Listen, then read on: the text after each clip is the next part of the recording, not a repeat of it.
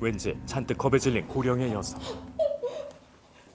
절대 신고하지 않을 테니까 나 좀 살려줘요. 왜 그래요? 나 좀 살려줘요. 절대 경찰에 신고하지 않을 테니 부디 살려달라고 애걸하는 한 고령의 여성. 다음 순간 정체를 알 수 없는 누군가가 천천히 여성에게로 다가섰습니다.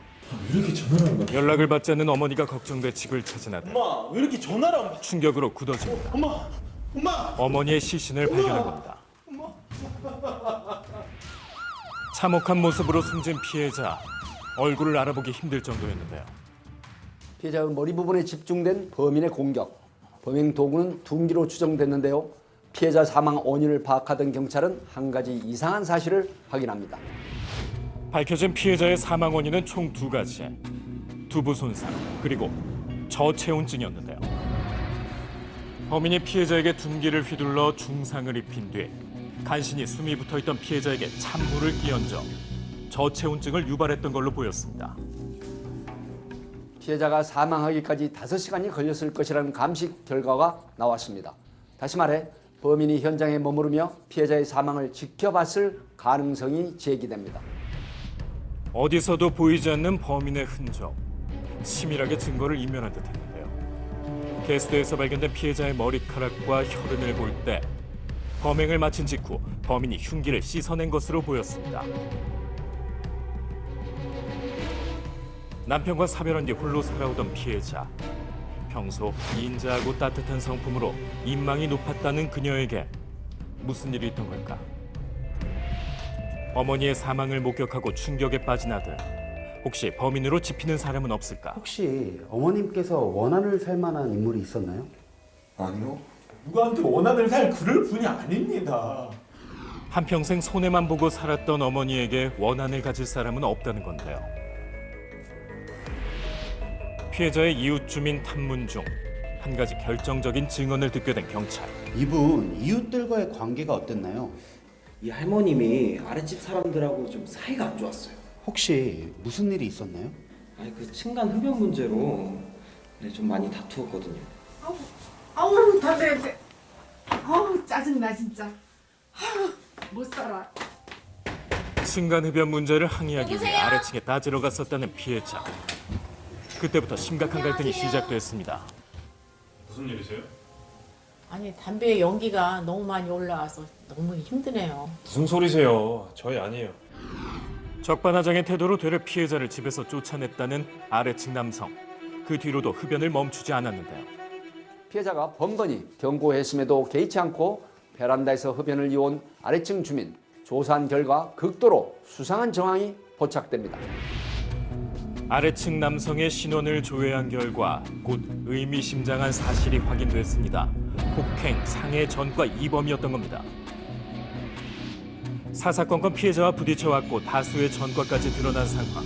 혹시 사건과 관련된 걸까?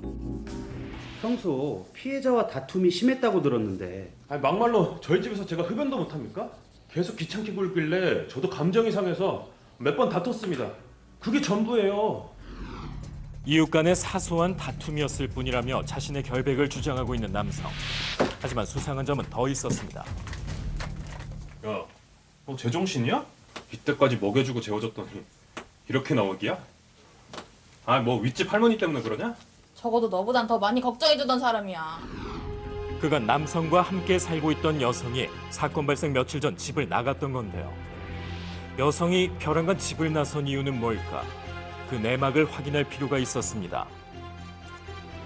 사건 발생 며칠 전에 집을 나오셨던데 혹시 그 이유가 뭡니까? 처음부터 만나질 말았어야 됐어요. 그 사람 때문에 제 인생이 완전히 꼬였다고요. 가출 청소년이었던 여성에게 내가 돌봐주겠다며 접근한 남성. 이후 금전적 이익을 위해 채팅을 통한 대가성 만남을 주선하는 등 여성을 함부로 대해왔던 겁니다. 야, 이거 봐봐. 여기 옆에 있는 호텔 어딘지 알지? 어? 그 무슨 일 있으면 바로 연락하고. 어? 뭐해? 빨리 준비 안 하고. 빨리 나와.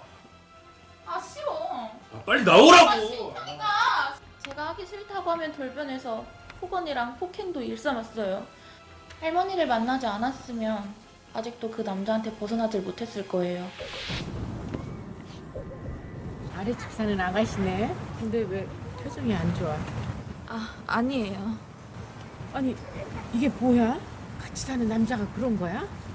여기서 뭐해? 빨리 들어가자. 이 손 놔요. 왜 이러세요 할머니? 빨리 들어가자니까. 이 아가씨 몸에 손댔다가 내가 경찰에 신고할 거예요. 여성의 몸에서 폭행의 흔적을 발견하고 자신의 집으로 데려간 피해자. 그런데 그때부터 아래층 남성의 집요한 협박과 행패가 시작됐던 겁니다. 있어요? 없어요. 여기 있는 거 다 알고 왔으니까 당장 나오라고 하세요. 다짜고짜 어디서 행패야? 경찰 부르기 전에 나가. 여기 있는 거 한 번만 더 내 눈에 띄면은 할머니도 각오하세요. 그 남자가 할머니 집에 찾아가서 행패까지 부렸어요. 저 때문에 할머니께서 피해를 보신 것 같아서 도저히 볼 면목이 없어서 그 뒤로 찾아가지도 않았어요. 야, 너 거기 안 서? 너 지금 한 선택 후회하게 될 거야. 너 때문에 누구 한 명 죽어나갈 거라고. 그건 똑똑히 알아둬. 아, 뭐라는 심지어 거야? 집을 나가는 여성에게 너 때문에 누군가 다칠 것이라고 협박까지 했는데 이것 이후로도 좀 끊임없이 보세요. 협박 문자를 보낸 남성. 집으로 돌아오지 않으면 위층 할머니를 가만두지 않겠다는 말까지 일삼았습니다. 여성이 집을 나간 이유가 피해자 때문이라 여겼던 남성. 보복 범죄를 저지른 걸까? 같이 살던 여성이 집을 나간 뒤에 피해자에게 보복하겠다는 문자를 보낸 걸 확인했습니다. 이거 왜 그런 겁니까? 아니 그거야 돌아오게 하려고 맘에 없는 소리 몇 번 했습니다. 근데 그것 때문에 사람을 제가 해치겠어요? 막말로 제가 그랬다는 증거라도 있습니까? 피해자를 향한 적개심이 뚜렷했지만 그저 심증뿐 물증은 없는 상황. 피해자를 살해한 범인 대체 누굴까? 여전히 베일에 쌓여있는 사건의 진실. 그때 피해자가 살고 있던 아파트의 공동 현관문 CCTV에서 입수된 단서 하나. 사건 당일 사건 발생 추정 시각 직전 피해자의 집 층으로 올라가는 한 여성. 그녀는 대체 누구고 어째서 사건이 벌어지기 직전 피해자를 찾아온 걸까? 혹시 이분 아세요? 제 친구인데요. 얘가 보험 설계사인데 형편이 어렵다 그래서 저희 엄마를 소개시켜줬거든요. 여기 있다.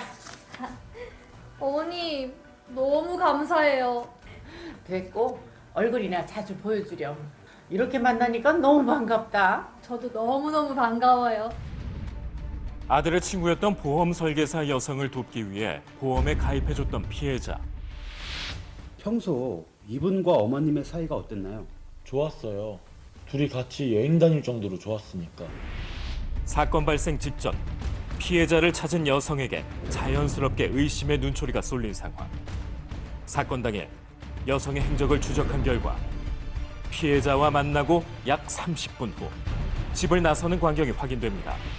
피해자가 사망할 때까지 5시간가량 현장에 남아있던 걸로 추정되는 범인. 여성은 범인이 아닌 듯했습니다. 피해자와 마지막으로 만난 아들의 친구. 범인에 대한 단서를 목격하진 않았을까? 제가 그날 좀 이상한 걸 봤거든요. 그게 뭡니까? 그날 어머님이랑 대화를 하는데 누가 갑자기 찾아왔었거든요. 나 화장실. 피해자가 네. 잠시 자리를 비운 사이 누군가 현관문을 두드렸다는데요. 문 앞에 서 있던 건 한 낯선 여성. 누구세요? 죄송합니다. 제가 집을 잘못 찾아온 것 같아요. 아 그러고선 무슨 죄를 지은 사람처럼 급히 가버리더라고요. 혹시 그날 찾아왔던 사람이 이 사람 아닙니까? 네 맞아요, 이 사람이에요. 확실합니까? 네. 저 때문에 할머니께서 피해를 보신 것 같아서 도저히 볼 면목이 없어서 그 뒤로 찾아가지도 않았어요. 이게 대체 어떻게 된 일인 걸까?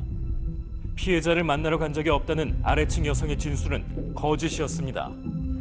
근데 사건 발생 추정 시각 직전 피해자 집 현관문을 두들겼다는 사실이 확인됐습니다. 이거 어떻게 된 겁니까? 전 그냥 할머니께 조심하시라고 말하러 간 것뿐이에요. 그렇다면 그날 피해자를 찾았을 때 그 말씀을 하셨어야지 왜 그냥 가셨습니까?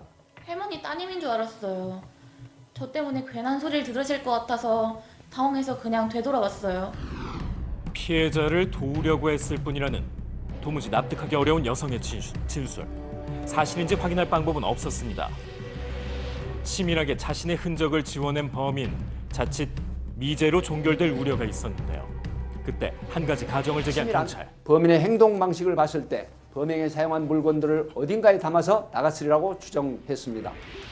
사건 현장을 다시 한번 들여다본 결과 부엌 서랍 속에 있던 두루마리 비닐에 묻어있는 희미한 혈흔이 발견됐는데요.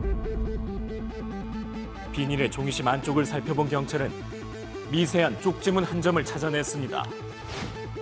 정황상 범인이 둔기와 고무장갑, 행주 등 범행에 사용한 물건들을 담아가기 위해 비닐을 뜯던 중 묻은 걸로 보였습니다. 일반 지문에서는 고유한 특징성이 적게는 80여 개에서 150여 개까지 검출되는데 30여 개 미만으로 검출될 경우를 쪽지문으로 판단합니다.